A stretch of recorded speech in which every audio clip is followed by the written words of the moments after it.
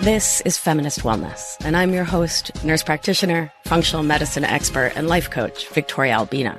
I'll show you how to get unstuck, drop the anxiety, perfectionism, and codependency so you can live from your beautiful heart. Welcome, my love. Let's get started. Hello, hello, my love. I hope this finds you doing so well. This week on the show, we are in conversation with author, coach, and just all-around badass Andrea Owen. We have so much fun. This was one of those conversations where I got to the end and I was like, I'm not quite sure what we talked about, but I know that we had so much fun. Andrea and I are a lot alike in a lot of ways and really different in a lot of ways that makes conversing with her a real delight. And I'm so excited to share this convo with you.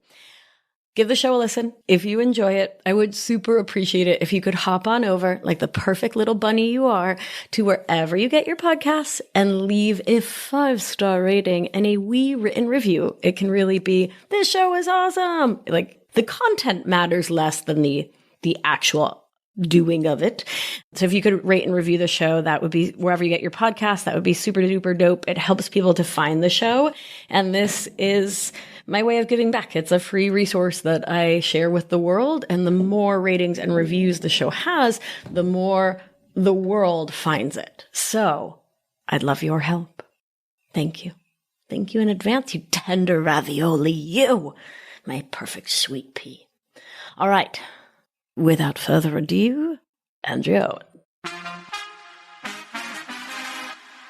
I used to vote Republican and made a switch. Tell me about the switch. Well, it happened around 2009. And to be fair, I was always a terrible Republican because I always was pro-choice and always believed gay people should be able to get married. So it's like, what else is there? You know, and I didn't care either way about guns. So sure. It was mostly just like patriotism. And you know, and a lot of it came after 9/11 and that whole deal. And my family of origin was mostly politically unconscious. I don't even know if they even voted. Working middle class. And then I started dating someone when I was 17, and he ended up being my first husband. But his family was very conservative and outspoken and had Fox News on all the time. And they would talk about it. So I was impressionable and loved them and trusted them and was easily swayed in that direction. And then it wasn't until I kind of shut up for a minute and started paying attention to other people's experiences. And what really was the deal breaker was, and no one's going to be shocked, I took a women's studies class in college. That'll do it. Because I had to. And it fit into my schedule. And the title of the class was called Men and Masculinity. Ooh. And I sat in that class and probably listened and didn't talk more than, you know, in any class that I had ever been in. And for the first time, I realized that the thing I had been so enraged about my whole life around the catcalling, around not being taken seriously, all of those things had a name. And it was patriarchy and misogyny and sexism. And I was like, oh my God, am I a feminist? Yeah. And I have been the whole time. The whole time. And in all seriousness, like it unraveled me. My whole identity had to be sort of undone and rebuilt. And it took me a couple of years to really find my footing and really understand what was important to me. But yeah, I mean, I had been one all along. It was the proximity to white men and the kind of like pick me stuff, and just that being close to power is what I was craving. And that's what I was leaning into back then. I mean, it can sure give a girl a sense of being in control, right? Or having some sort of modicum of control, belonging, significance. Yeah. So I understand both sides. I understand why so many white women voted for Trump in 2016 and even in 2020. Like I understand their reasoning. Yeah, that's really interesting. And it's really interesting given the work you do now, right? Which I think of as just such powerfully feminist egalitarian, like your politics feel really dope to me. So yeah, I mean, I still have my hangups and like it's not perfect by any means. And I still have unconscious biases that I'm continuously unpacking. Yeah, we all do. But yeah, it's an interesting perspective that I hold to be able to hold both of those things simultaneously. It's interesting. Yeah, it's an interesting kind of code shift that I don't meet folks who have crossed the aisle, as it were, that often. And I live in a small town in rural North Carolina now, so I'm mostly surrounded by conservatives and who they assume that I am as well. So it's always an interesting and tricky situation. I just had lunch with one of the PTA moms that I really like her.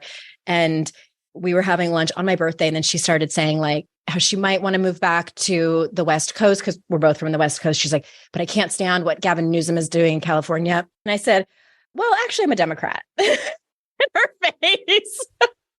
She almost looked betrayed. Oh, no. It's always awkward and sad, to be honest, because it's hard for me to find friends out here. I bet. Yeah, that's I can imagine that's challenging. I have very consciously like stuck to my liberal bubble for the most part. Yeah. It is interesting, though, to hear people's perspective. And at the end of the day, I think especially because I am a mom and I'm surrounded by a lot of other white moms. Sure. We all want the same thing. But in terms of like motherhood, but is to protect our kids, but we go about it in very different ways. And we understand that quote unquote protection looks different. Right. Some might want to get rid of assault rifles and some might want to give them to kindergartners. Right. Or like, they want to get rid of books and drag queens. Right. Right. Yeah.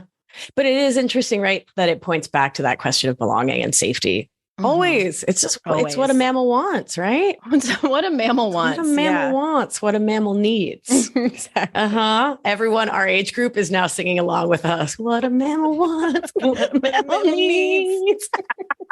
That's the next hit. Good times. That is our next hit from our band. The band could be called How to Stop Feeling Like Shit. I mean, it's the name of your book. It's a great book. Thank you. And I'd love to talk about it. Okay.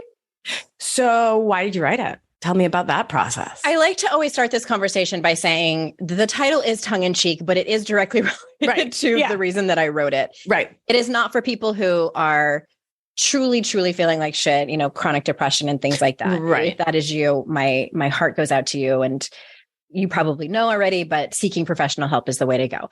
So in 2014, I got certified. I almost said diagnosed. Certified, slightly different. In the work of Dr. Brene Brown. I'm sure your listeners are familiar with her work. And it's shame work, really, which is sort of funny because I never thought that I would be facilitating shame work. But the long and short of it is, in that particular methodology, we talk about something called the armor. The armor are the behaviors that we employ when we're trying to avoid shame. So it's the people pleasing, the perfectionism, the numbing out, the isolating instead of reaching out, control, blame, and like all these things that we do to try to avoid failure, criticism, judgment, shame.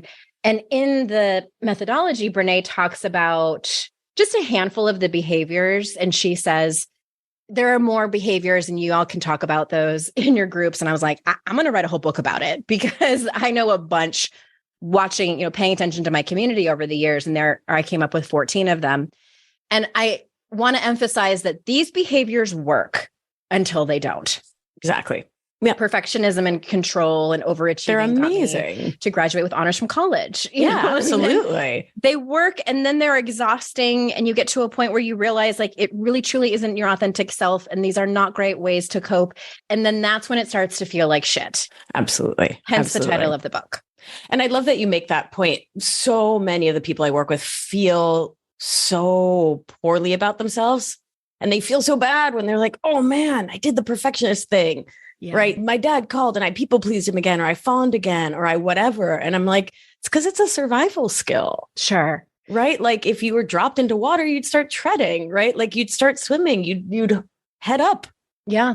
Right. And I tell people this in the beginning of the book, like, it's not about eradicating these behaviors from your life and like kicking them out. And like, I mean, that's just another form of perfectionism is trying to only lean into your healthy coping mechanisms. And I mean, I still people please. Like if I would have forgotten about this appointment that you and I had and then was like, oh shit, I completely forgot.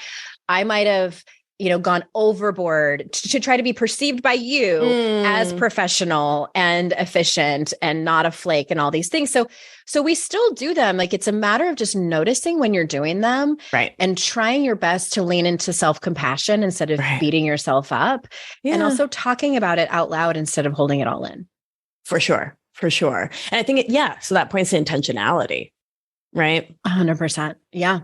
And just, it goes back to that self-awareness, which I think people might be tired of hearing from self-help experts. It's like so much of the work is self-awareness, but it is so true. Like you have to turn the lights on.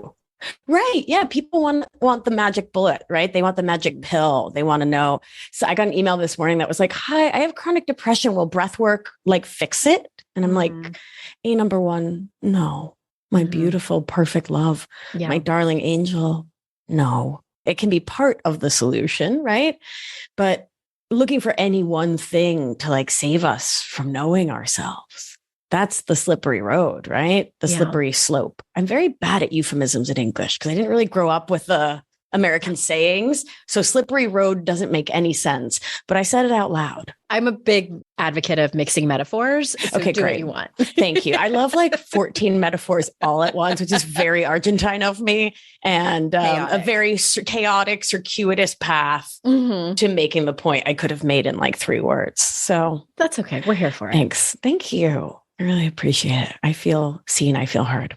Excellent. I appreciate it. Yeah. Breathwork can help with that too. Breathwork can help with metaphors. It mixes them beautifully. So while we're talking about light, fun topics, let's talk about shame. Yeah, let's talk about it. Yeah, it's such a heavy thing that I think most people don't realize is the hook. Right? Like so often clients will come to coaching and they're like, I'm grumpy because he did this and she said that and they did whatever. And I'm like, well, could all of that actually be you in a bit of a shame spiral? And that's when the tears come, and the, right? Like, I was out here blaming everyone, but it was this internal story that I don't matter. There's something wrong with me. Yeah. I mean, we can talk about that from a couple of different angles. Yeah. I think when people hear shame just sort of in the simplest terms, and especially if they listen to Brene talk about it, Brene always likes to say, it's that feeling of unworthiness and feeling like you don't belong, which I think can be helpful. And some people jump right in and they're like, yeah, I can relate to that. That's exactly how I feel. I never really felt like that. However, my biggest wound, the way I describe it, is I am terrified that I'm going to find out that it is true that nobody really gives a shit about me. That everyone's just been either using me because they want something or just like humoring me. Like she's kind of funny, but she's so fucking annoying. And like, we don't really like to be around her, which is the same thing. Just a slightly different flavor. Right. But that's how I describe it. And that's how it sort of lives in my body and my head. Yeah. So that's what I invite people to do, is think about like the deepest layers, like in your 7-layer dip, the very bottom, actually like the tray. It's not even like the dip, it's the container. It's the tray. Yeah. Whether it's plastic, glass, aluminum, whatever. Sure. What is that like real deep down fear, and how would you describe it specifically? Right. And for me, it's so often, it's hard to know what it is, right? Like it can feel really challenging. So what helped me was to sort of keep a feelings diary and a freak out diary. And I say words like freak out because they make me giggle a little bit. Yeah. Right. Panic. And what are the things that F me up, that like hurt your feelings, that hurt my feeling, that I get like grumbled about, where it's like not just ew, that's annoying. It's like like, what would someone say that would make me go like, oh, and get energetically small, right? Because that points to our inner children. That points to like that deep level, like, ouch. And or what would take me into defensive-ness most quickly? Right. No, I didn't mean that. But the thing, you're misunderstanding me. What I really need to say, that's the pathway. That's that little roadmap to that deepest wounding for me. What about for you? How did you figure it out? Well, one of my oldest memories, like the first time I really got my heart broken, was my childhood best friend. We'd been best friends since second grade. And then around third or fourth grade, we had this other friend. I'll just, for the sake of Dr. Megan. Seuss, like thing one and thing two. Okay, great.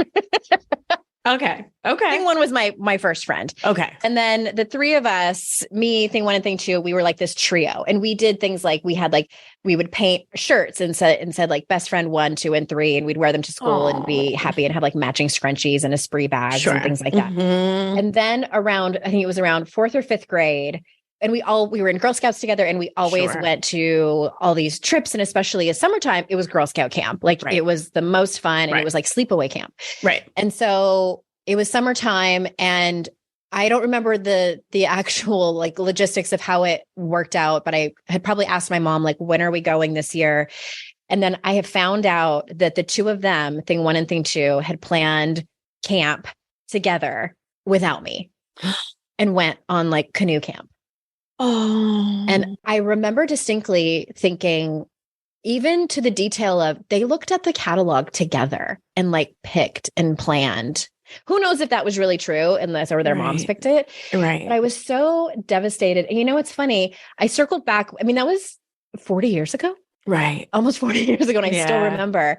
And I had circled back with thing two. I still talk to thing one a little bit more often, and somehow it came up. She said, I got the chicken pox that summer. I went to Girl Scout camp with thing one. And even now, as a 48-year-old woman, I was like, well, maybe you shouldn't have gone without me.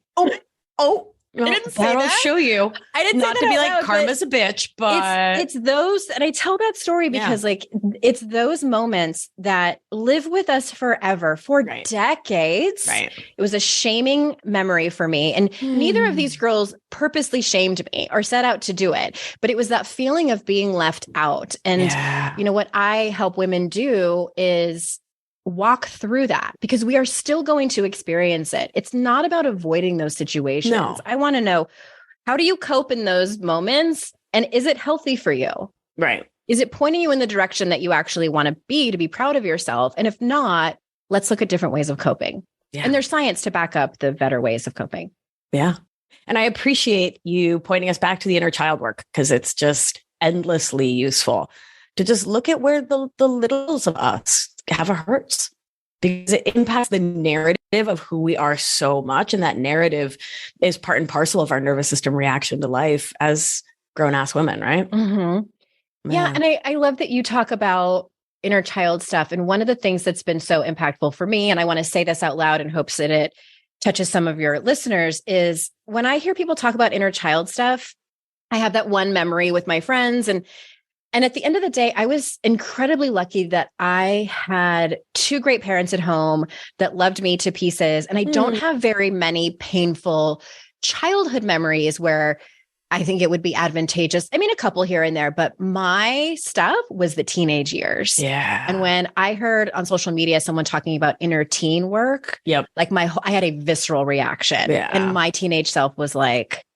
woke up from the dead. She rose up with her middle fingers up and just was ready to rage. Like that girl, especially like later teens. Yeah. Still a child. You got 1 foot in childhood and 1 foot in adulthood. And, and I was having sex from the time I was 15, which can create stuff. Right. And that's the real work that I had to do. I don't know if that was your experience too. Yeah. I mean, there was some stuff from childhood for sure. But yeah, being a teen in the 90s, huh? It was so fun. That was cute. Yeah, it was fun. A friend and I were talking the other day about how the like Daria, grumpy girl, complainy, like that ethos was such an ethos. Yeah. I was a Quinn though. Sorry. Quinn. I was. Yeah. Yeah. I was a Kelly Kapowski. Kelly Kapowski. Way to take us back. I mean, this is just like, pow, deep cut Gen X. Kelly Kapowski had her own problems too. Come on. I just haven't heard the name Kelly Kapowski in 30 years. Oh, really? Right? Like, well, come on. 25. I don't know. Yeah. It's been a hot minute. It's been a minute and I appreciate it. Daria and like the My So-Called Life. Like, My So-Called Life. Yeah. Wow. I watched that recently and from a whole different perspective. Even on the first episode, I was team parents. Oh, yeah. That was a weird shift. I was like, I get it. Why the mom was mad. Well, I mean, come on. Yeah. They were up to some wild business. Regular teenage stuff, though. I was about to say, just like the rest of us. Yeah. Growing up in the 90s was fun. And also, I think, different than how teens have it today, which, I mean, that's a whole other podcast, like raising Generation Z, like I am. I have 2 teenagers right now, but I want to hear more about the Daria stuff. Yeah, just it was this ethos where like being the complainy, nothing's right, everything's like angsty. Like that was cool. And it's just interesting to see how that continues on today. It's the Gen X cynicism. Yeah, exactly. We have a lot of that. We and sure it's understandable. do. You know, it's like we are this generation who is not doing as well as our parents. Like that's the first generation to go backwards. You know, we've unfortunately passed that on to millennials. And right. Yeah. And we were completely feral. Totally. Completely feral. Many ways still are. Still are. Oh, Gen X. Big love to you, Gen X. I see you. Leave us alone. Yeah, right. And we smell like teen spirit. Well, but we will like literally fight you. That's the thing. Because we didn't fight anyone with our words and our thumbs. Oh no. Literally. We like pulled hair like in the, you know what I mean? Like there were literal fights. God, there were fights at my middle school and high school, like every day growing up. Just windmill swing. Just windmill swing. Just, oh my God, terrible. But no cyberbullying. So it's like, it's shifted. Yeah. But healing the inner teenager is such huge work. I mean, I kind of recently with my clients, I've been sort of expanding the whole inner children. And I talk about inner children. I think people can get really caught up on there being like one singular inner child, and it can get kind of confusing. But really, like anyone younger than you today is sort of a children of you. Right. You know what I mean? And so I was working with a woman last week who was in her early 50s, and we were working with her inner 35-year-old. Okay. Right. Which is the one who married the guy she wishes she hadn't married and had the kids with it. Right. So like we were doing some big work with her in this reparenting framework. So it was less like an internal family systems parts work thing, because it wasn't a part. It wasn't an entity other than her. It was her 35-year-old her, which is that's a children of her, right?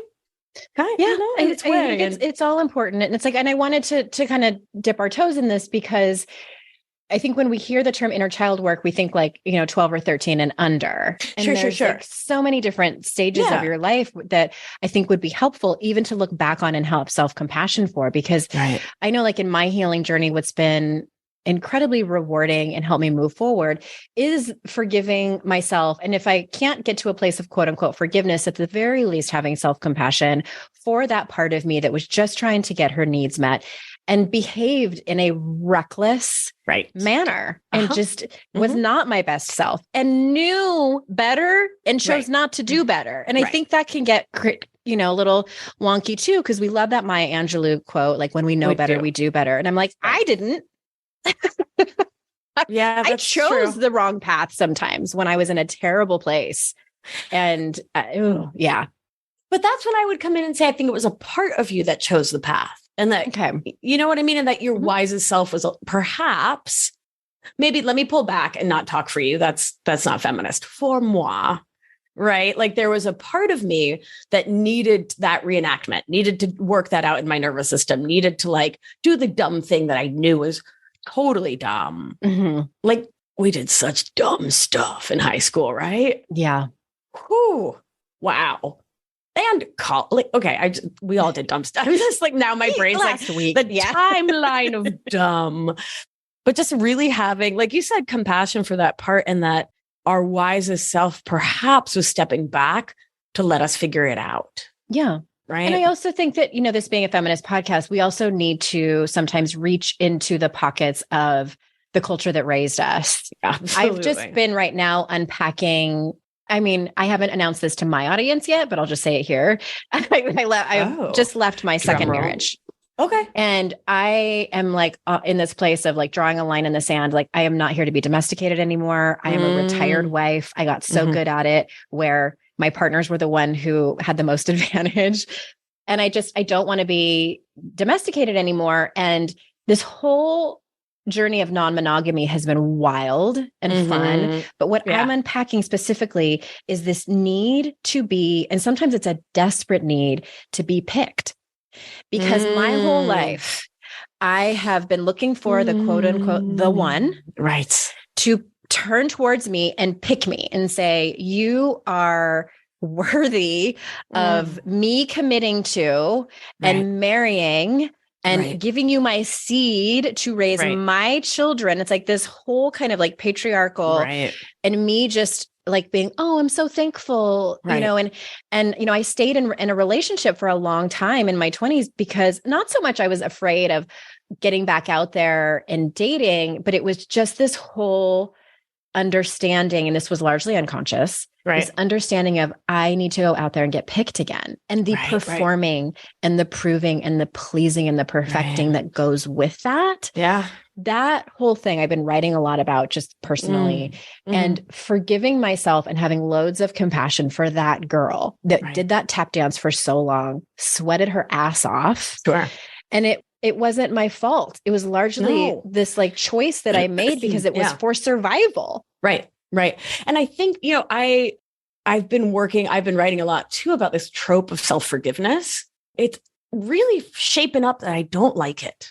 And here's what I mean is that I don't think that teenage me in my 20s, me who got into my first marriage, me who stayed in an abusive marriage, she doesn't need forgiven. She's the second half of what you're saying, the understanding, the compassion, the care. For me, in my body, what forgiving her implies is that she actually fucked up. Okay. But I don't think she did. She didn't make decisions that actually ended up serving us, the collective us of me and all of my parts and my inner children's. But she was actually doing the best she could from the nervous system regulation she had, from the story she had, the script she had, the socialization, the conditioning, like all of the ingredients in the soup of her in that moment led her to stay with the jerk. Right. Let her to go looking for the jerk, and you leave my dad out of this, and then start dating the jerk, not like the jerk, complain about the jerk, but stay with the jerk, and then marry the jerk. Right. You see what I mean about forgiving her? I see the difference. Yeah. And I love what you said. I mean, I think there's some people that should probably like go back and listen to that very quick rundown of like reasons that we stay. Nervous system being one of them. I mean, that's something that I love to talk about because it's not something that is, you know, around my expertise, but I know it's yours, but it's one of those things where because my undergrad is in exercise physiology, which I don't do anything with it, but I still am geek out on the human body. And I love sort of like those anatomy charts. And one of them, you know, is the nervous system that runs through your entire body. Like it runs the show. Oh, it's different from your skeleton or your muscles, because it's the nervous system that's the boss. The vagus nerve, it rules the roost for sure. Yeah. And it really is the ruler of so many of our behaviors and thoughts. And it just doing that kind of work has allowed me to have so much grace for myself and my kids too. If anyone's out there listening, like who has, especially like teenagers, like I remember what it's like to be a teenager. And sometimes it drives me nuts listening to them like obsess on things. And I'm like, I remember when I had no responsibilities and this boy, I thought he hung the moon. You know? Yeah. Like he doesn't. No, now you know. That's your nervous system. That's your nervous system. Yeah. Oh, the kids. You really sent me today. I'm like really like, oh, the 90s. Yeah. You know what's interesting? I was watching like I briefly saw a Nirvana Unplugged that they did on MTV. I don't know, had to have been early 90s. Oh yeah. And I'm 48, by the way. And so I think I was 16 when that band kind of, you know, came onto the scene, at least in pop culture. But what was, you know, and of course my daughter especially is like, she has a Deftones t-shirt and like Guns N' Roses. And, and the thing, this is like sidebar, no one really cares, but it's like, we didn't know how great it was until 10 years out. Oh yeah. I think we were just so primed from watching our older siblings and people older than us in the 80s, which was so much, 80s were a lot on the census. 80s were a lot. Yeah. Mm-hmm. Yep. Lots of karma chameleons. So much neon and lace. So much neon. And Cindy Lauper. Yeah. I loved her. Oh God, what's not to love? Right. Yeah. Come on now. Her and Madonna, watching her career over the decades. Wow. Right. She was my first lesson in what is feminism. And even now, side note, I think what she's doing to her face is on purpose. Yeah. So that we will talk about her. Oh, that's interesting. Mm-hmm. She's creating that smart. She's a brilliant businesswoman. 100%. I mean, she's really, has been from the beginning. Yeah. From jump. Yeah. She really was like, okay, what is the zeitgeist? Like, what's really going to push the buttons and maybe get me censored and therefore make me into a thing? Yeah. She was no fool. No. Absolutely no fool. I mean, she's up there with Beyonce and... Oh, yeah. I mean, if we think about like the whole Papa Don't Preach thing, like bringing it right back to shame. What was that for a segue? Do you like that? That was impressive. Yeah, I'm impressed. 100%. And just like her like masturbating up on stage back then. And even like a virgin. I remember asking my mom, I was 9, asking her what a virgin was. And she very, without missing a beat, said, it's a woman who has lots of boyfriends. And that was such an appropriate answer for a 9-year-old. Yeah. Okay. My mom was Catholic and there was just no shame in it. But I was like, good answer. Good answer. Way to go, Mom. Yeah. So circling back to shame. Yeah, let's talk about it. We did so well. How do you guide folks? Yeah. Like, what do you say to folks when they're both in the shame spiral and when that tends to be their nervous system steady state? Well, I take people through an entire process. This comes down to the data and the research from Brené's decades of work and tens of thousands of pieces of data. So there's a whole process, and you cannot skip over the very important part is that you have to know when you're in it. Right. And that might sound obvious, but for some people, they're so used to it that they don't even know. So it's understanding what happens to you physiologically. Right. For many of us, it's tunnel vision. We get hot. Your armpits might start tingling because you might start to sweat. Time feels like it's slowing down. And so it's understanding what your physiological response is so that you can know very quickly when you're in it. We also go through this whole process of understanding your triggers so that we look at like your ideal identities, like how you want to be perceived by other people in all areas of your life, as well as the polar opposite of that, your unwanted identities. And that way you can get a very clear understanding of when you're in it. And then when you do know that you're in it, or you're at risk for it, because it's not always about just being in this depths of despair shame spiral. It's sometimes like these small, seemingly innocuous things that can turn out to kick our asses up and down the street. It's also understanding how we behave when we're in it. So for many of us, we fight shame with shame. Like we fire back at people. This is the Darias of the world. I think Gen X loves it, especially with people that we care about the most. Oh, yeah. We'll shovel shit back at them. Absolutely. Even if they didn't mean to shame us, like if it was like on accident, we'll still fire back. Oh, yeah. Some people, they completely isolate. Some people will like brown nose and people please and suck up. So it's understanding what those behaviors are as well. And all of that to say, I invite people to get intimate with shame in their life because whether you know it or not, it is running the show. It is. And people say, well, I don't feel ashamed all that much. And I say, well, are you codependent? Do you people please? Do you engage in perfectionism? Because if you are, shame is running the show because those behaviors are helping you to avoid shame. And then from there, it's really about compassion and empathy. So having compassion for yourself in those moments, like what does your self-talk sound like? As well as having a support system in your life where you can go to people and tell them what happened.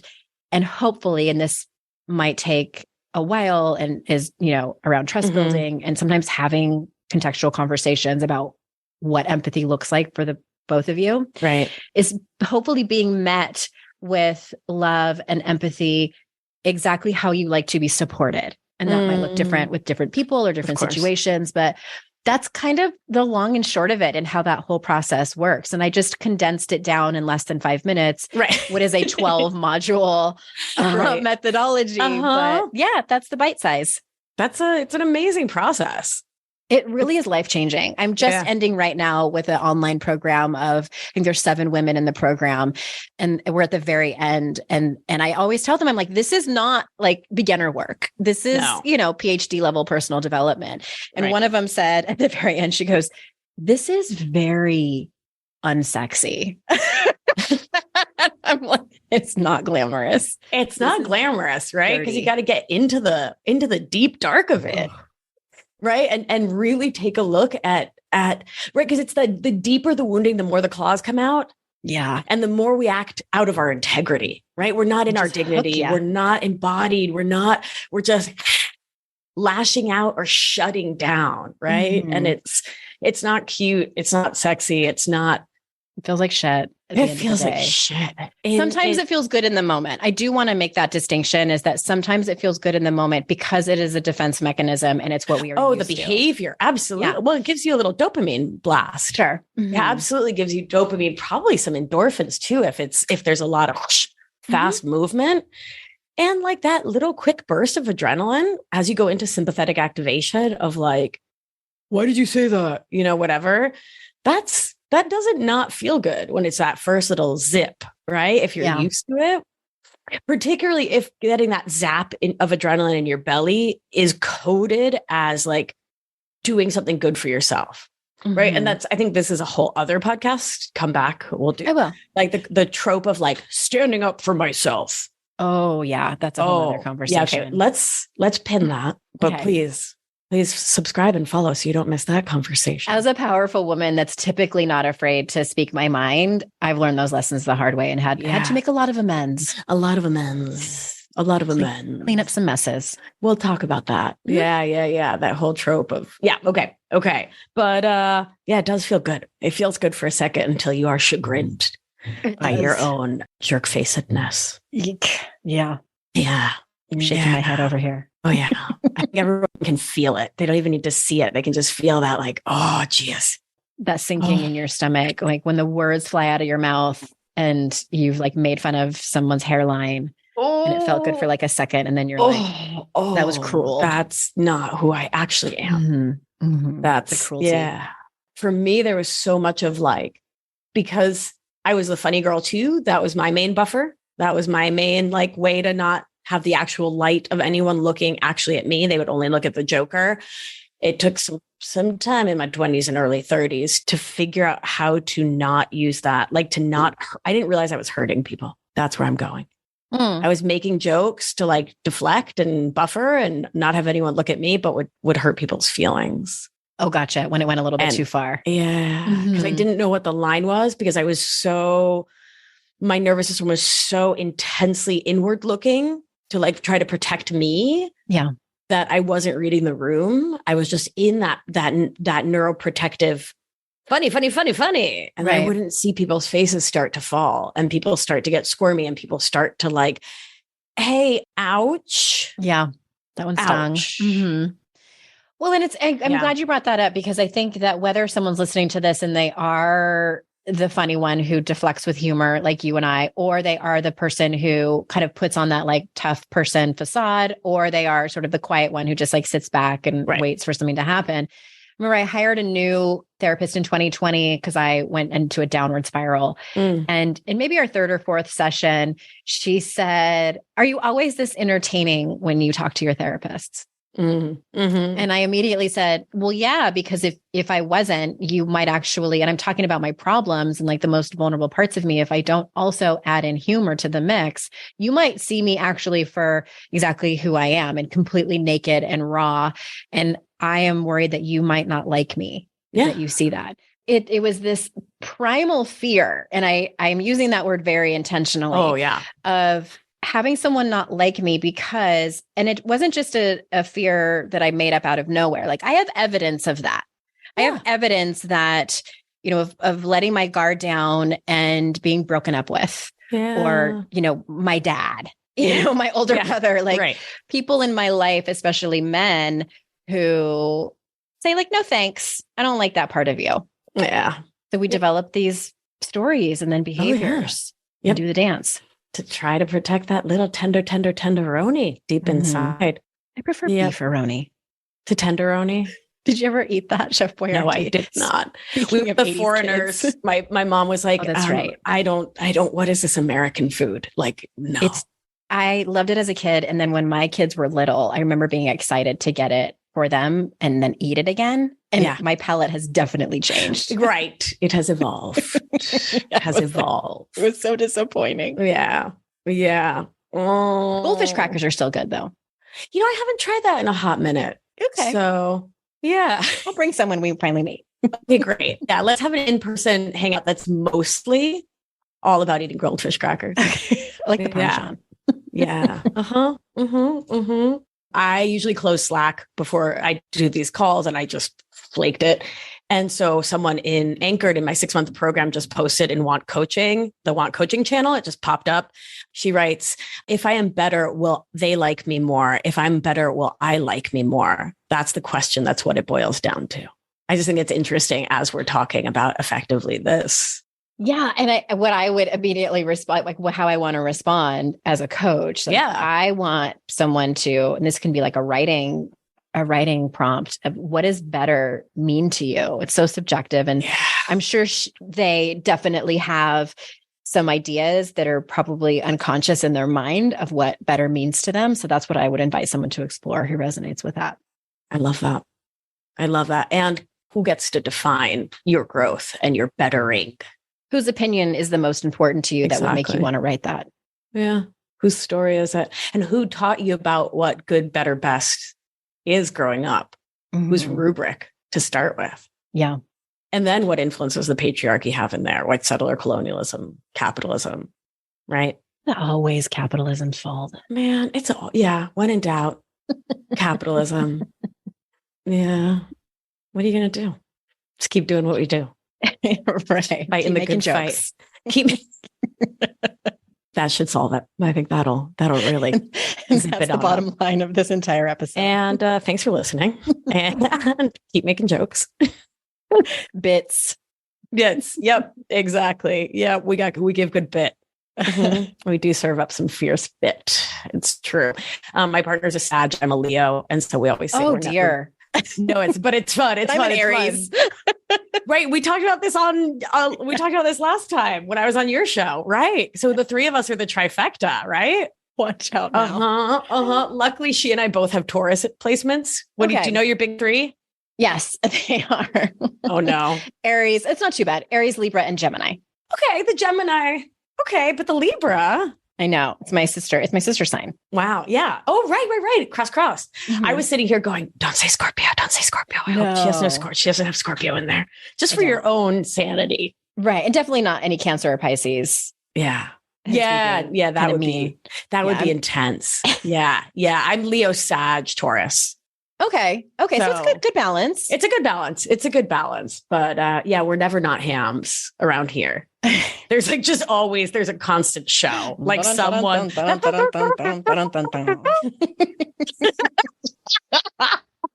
Cool. Well, if you had one final piece of advice to share with our good listeners, other than keep joking, which actually kind of is good advice in its way, if you're doing it intentionally and finding the fun and finding the humor, not as a deflection. Mm-hmm. Finding the balance in that and like the line is murky. Mm-hmm.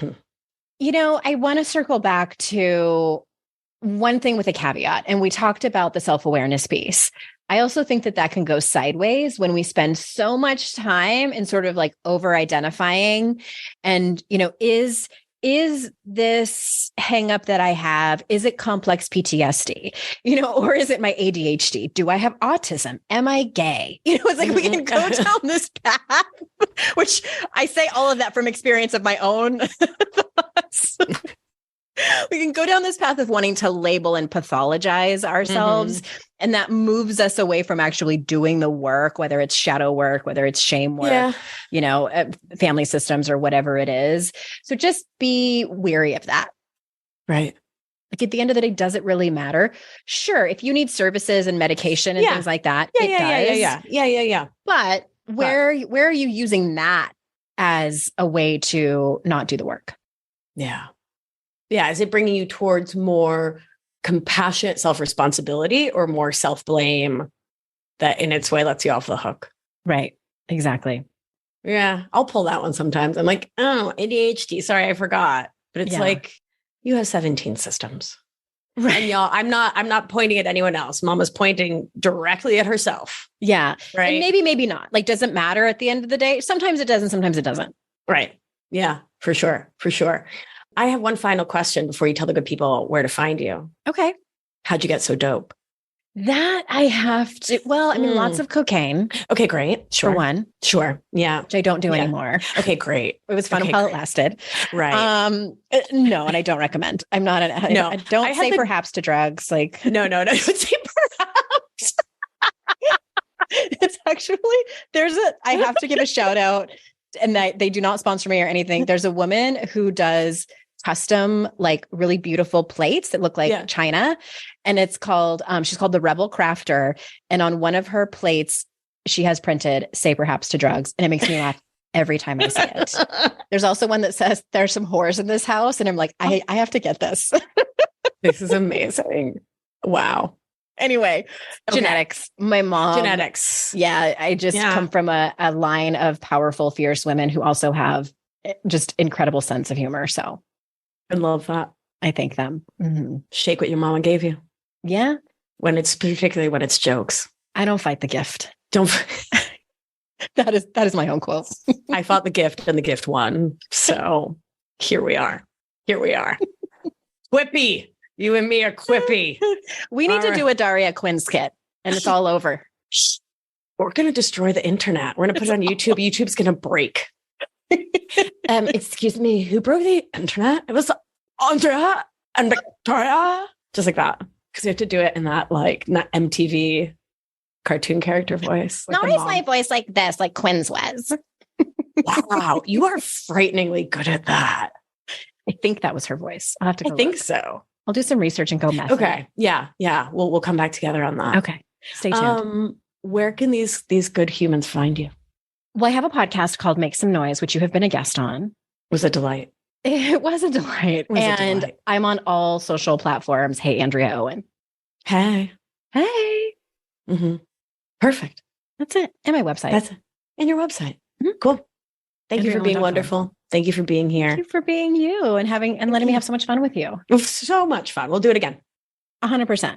And thanks everybody for listening. I'm always grateful for people's time. So I want it's a beautiful gift. Yeah, it is. All right. Thanks again. Bye. Thanks for listening, my love. I hope you enjoyed that ridiculous conversation. As much as I did, I just keep giggling when I think about it because we are two very silly gooses. So just silly goosing along, like silly gooses will do. Thank you for tuning in. I appreciate your listening. Sharing this time with you is super duper special. And I do not take it for granted that you are choosing to listen to Feminist Wellness. It really means a lot to me. And so thank you. And thank you in advance for sharing it with your friends, with your colleagues, with your patients, with your clients, with your mom, and sharing it on social media. Thank you. I hope you have a beautiful rest of your day. Be well, take good care of yourself, and let's do what we do. Gentle hand on your heart should you feel so moved. And remember, you are safe, you are held, you are loved. And when one of us heals, we help heal the world. Be well, my beauty. I'll talk to you soon. Thank you for listening to this episode of Feminist Wellness. If you want to learn more all about somatics, what the heck that word means and why it matters for your life, head on over to victoriaalbina.com/somatics webinar for a free webinar all about it. Have a beautiful day, my darling, and I'll see you next week. Ciao.